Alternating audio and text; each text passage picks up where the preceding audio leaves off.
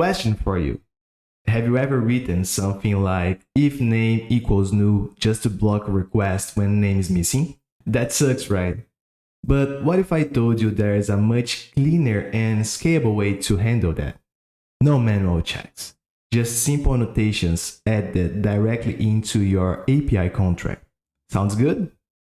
In this video, I will show you how to use Spring Boot validation annotations like @valid, @notnull, and even how to create your own custom validators. That way, your API automatically rejects bad input before it even touches your business logic. Cleaner code, safer APIs, and fewer bugs. This is how you start thinking like a senior backend engineer. Let's get started. So here we have a really simple project, right? Just to create users. Here we have a controller listening on /users, receiving a post request, and just returning that user has been created. Okay, just mocking the database layer as it doesn't make part of that topic, right? We are talking about validations here. So this is just a regular Spring Boot application. Here I have my DTO. Let's call it user DTO, by the way. User DTO, super cool. Okay. So let's take a look on this, how it is running. Let's say our user has an username, email, and password. As we are creating a user, we expect all of these to be required, right? Mandatory. So let's try a request and just sending the username, not passing the email or password. And it works. It returns 201 created and no email, no password, right? That's bad. That sucks. The first thing we might think like, oh, okay, I can do something like that. If request.password equals null, then I return a response entity of bad request. I think I need to build that. Okay, and let's take a look on it. Let's see. Okay, bad request, but no message. Okay, but you can see, you can say, oh, we can do that. Like, oh, password is required, right? So now it's, oh, my bad. So now it's way more clear, right? For the consumer of your API. Let's test it. And yeah, password is required. And oh, it's a string, not a JSON. So now we need to format, but you can say, oh, I can create a utility class just to format that as JSON. And then we repeat this kind of shit for every like email. And here, email, and let's take a look. Okay, password is required, so let's pass a password, ABC, and now email is required. Okay, so I think you got it, right? This is very ugly, and it doesn't make sense to get your controller dirty to things like this. Okay, even though this kind of validation, this is important, this kind of validation like guarantee that the mandatory attributes are feeded, like are being passed to our controller, to our API. It is part of your controller, or even before your controller, if you can do that somehow, like with an API gateway, something like that, you can apply this kind of validation, right?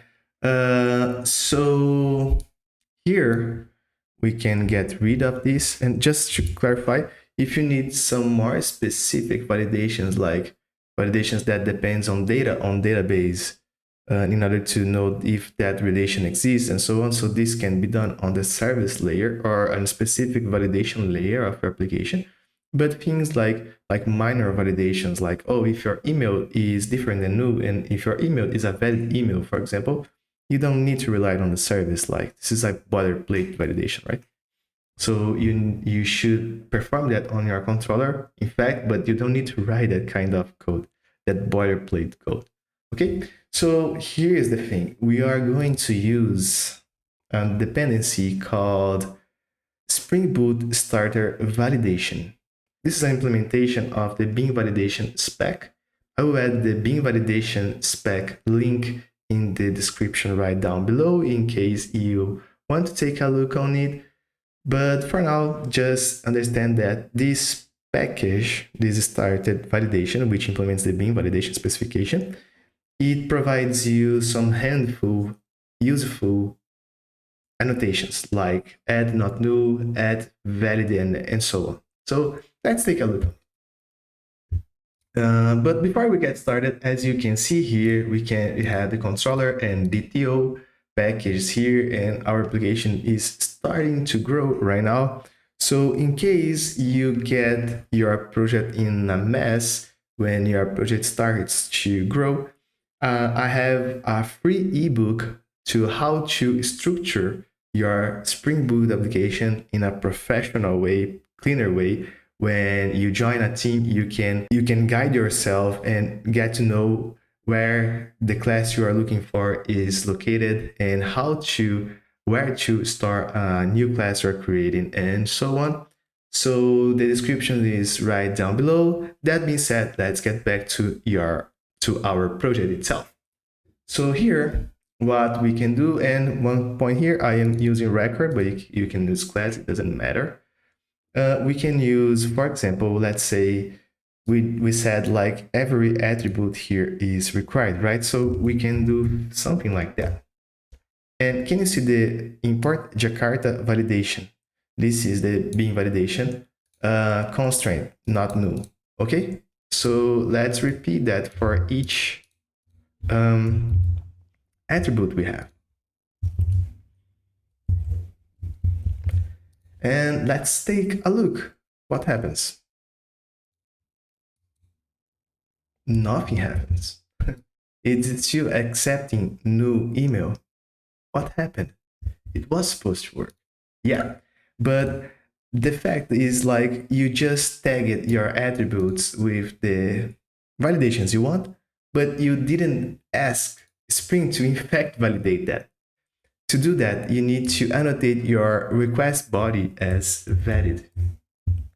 This way you're asking Spring, oh, please validate this input. Make sure that this input is valid. How Spring is going to do that? Actually, Spring and Bean validation, okay? How Spring is going to do that? Oh, okay, I will take a look if this is valid, but how do I know if it's valid? Oh, it has some validation annotations here, so I will guarantee that these annotations and the logic behind them are accomplished, right? So let's take a look once again to see what happens. Oh, okay. Now we got a little better, but not better enough. So here's like, oh, okay, bad request. But what happened, right? We didn't respond to the consumer what happened. So what we can do is something like that. We can pass a message here. So we can set username is required, right? And we can do that for every, let me just get a space here. For every attribute we have, email, password. Oh, now it will be self-explanatory, right? Let's take a look. Oh shit, same thing. Let me make sure that, yeah, same thing. But what's happening? Let's take a look here on our console. So it says method, it throws a method argument not valid exception. Validation failed for argument 0 on index 0. For response entity, blah, blah, blah, blah, blah, blah, blah, blah, blah. Field error in object user DTO. Field email, rejected value null. Okay, that's good. Default message, Actually, it's not getting our, by default message, it says like this message, okay? Email is required.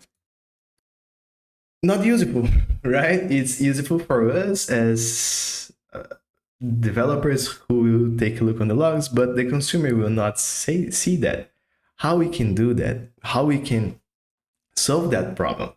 We need to add a controller advice to handle this method argument exception, method argument not valid exception, in order to respond with a decent message to the consumer. Okay, so let's do that. Let me create here like global exception handler. If you don't know what controller device is, I have a blog post here on my blog explaining in details how it works and how you can use for each type of exceptions you are handling with. But in general speaking, it's a centralized way to handle any exceptions you want, any types of exceptions you want, and you that way you can centralize all this handling and make your API to respond a decent payload to your consumer. Okay, I will let that blog post description right down below. So let's continue. Here I will place this code here. Let me explain what's happening here. So here is the exception handler annotation, and we are passing a type, the method argument not valid exception, right? By doing that on this method, what it says like, oh, Spring, please, whenever the application throws this type of exception, please call this method. Basically, is that, and you can see there is a response entity as the type of the response. So it will respond right to the consumer. Okay, so it receives the exception you're expecting. So here it's just a really simple code to, okay, just a simple code to get all the fields, make a for each of it, and then get the default message. Remember that default message, I said that it's not the default itself, it's just that message. So that's it. So it gets the field name and the message, makes a map and return this map as bad request as response entity. So Spring will get this map and turns into a JSON. So let's take a look now.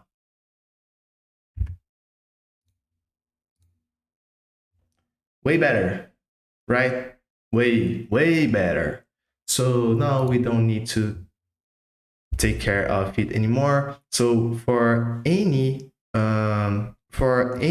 API request, you annotate with that and make sure you are calling that, you are tagging your method with the valid. So Spring will respond a decent payload to your consumer using that. So you don't need to take care of it anymore. You just set up it once on your application, and it works for every annotation, every bean validation annotation on your application. So if I get this, we will see this. Super cool, right? And just to make sure you understand, like, this is, even though this is a default message, whatever I write here will be shown.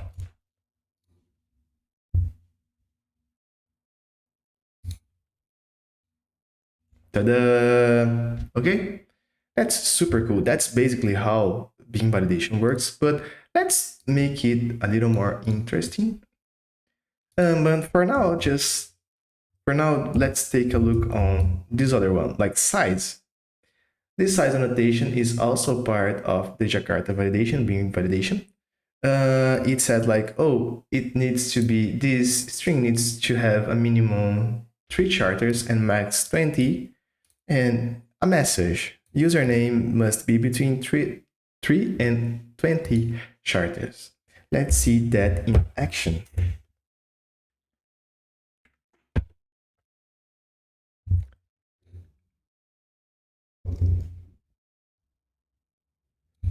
Just IG. Let's see what happens. Username must be between 3 and 20 characters, IGV. Yay, that's a valid, right? So super cool. You can repeat that for whatever you want. There's another one super handy in case of email that you can use, that is the email annotation. Also part of the Jakarta validation. It's not the Hibernate, okay, but the Jakarta validation.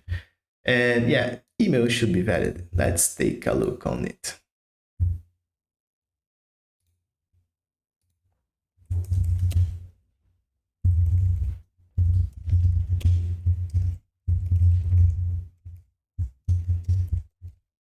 Let's see if it works.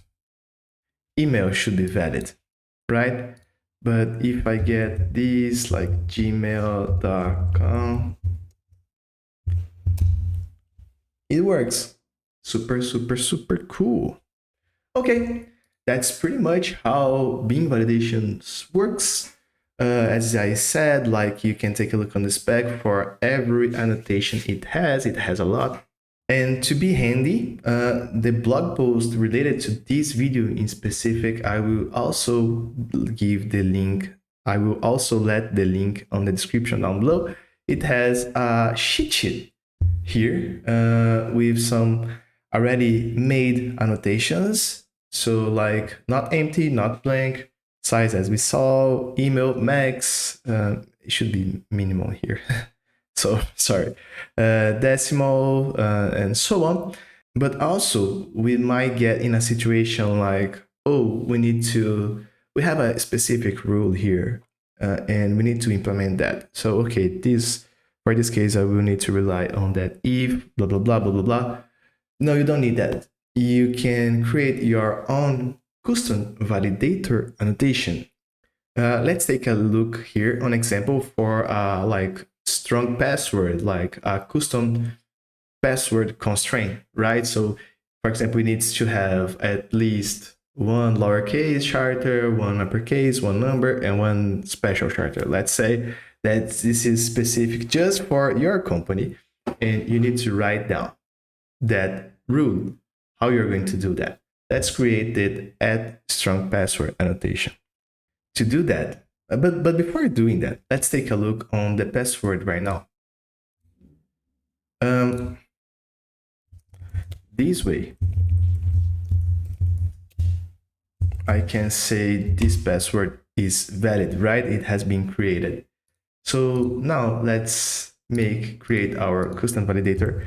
I will create a package here like validation. It could be under, actually, it's better to be under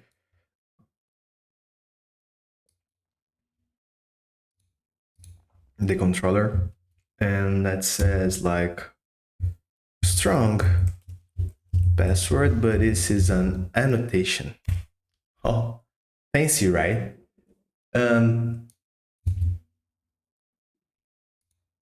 Here we have some boilerplate code, by the way.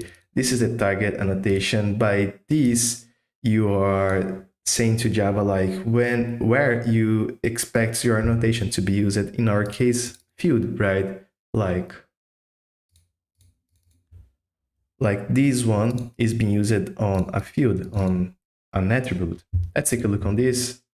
For this, it can be used on a lot of places, including field. But in our case, field is enough. Rotation runtime, so you expect reflection to be able to see that during the runtime. The constraint is in fact like where is the code that performs that rule, that specific constraint you have. So it is validated by a class that we are going to create in a second. So we have the message which defaults to password must contain an uppercase, lowercase, and a digit, okay? And this is just a boilerplate, you just need to follow that. I will not get deeper on it. So now we need to create the strong password validator. To do that, we are going to create a regular class strong password validator, which implements the constraint validator interface, which expects the annotation itself, which is strong password, and the type of the value. You are going to perform the validation, which is a string, and here we need to implement that method. Just isValid is enough. I will just create the pattern for this validation. This is a regex. I will not get deeper on it, but you just need to understand that this will guarantee that the password has a lowercase, an uppercase, and a digit. Okay? And the implementation here is super easy, like return value is different than null, and our pattern matcher the value if it matches, right? So this piece of code here just guaranteed that what we are receiving as value, it matches this pattern, okay? And just a null check here to avoid some null pointer exceptions. So the last thing we need to do is to annotate our password with strong password. Super cool. It's super cool to create annotations ourselves, right? So can you see the package? This is super cool. Let's take a look how it works. And yeah, it works, right? Must contain an uppercase, lowercase, and a digit. Let's see if it works. So just one call out here, there is no constraint for this pattern, like in the length of this, the size of the string, okay? So let's try. A, lower a, capital B, and one digit, and it works. Otherwise, let me remove the digit. It doesn't work. Let me just replace this by a lower b. It doesn't work. Let me remove the lower and just capital. It doesn't work. So that's it. That's it for today's video. I hope you enjoyed as much as I did. Hit the like button, subscribe to the channel, click the bell icon, and to stay tuned to the upcoming videos, and see you on next week. Bye bye.